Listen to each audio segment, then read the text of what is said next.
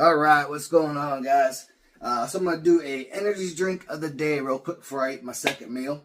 And this one, guys, I have had several times, so it's not a new flavor. It's not something that's gonna, I'm gonna be surprised about or, really excited or anything like that. But this one I do enjoy. Like, I drink it several times a week, guys, if I don't buy them from Sam's. So, anyways, this flavor is gonna be the Ghost Energy, guys, and it's the Welch's grape juice flavor.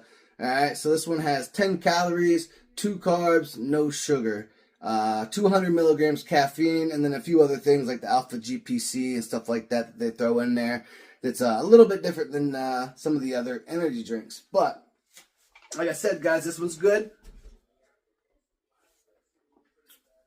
And pretty spot on with the Welch's grape juice flavor.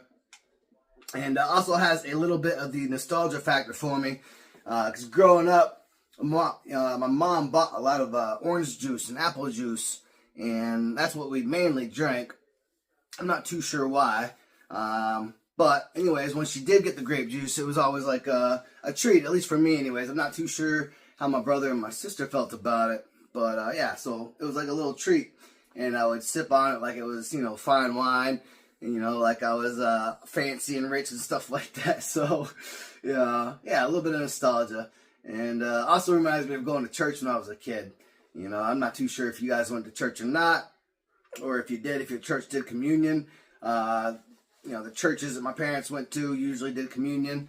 So they pass around, one tray or several trays, and it's got crackers and normally grape juice.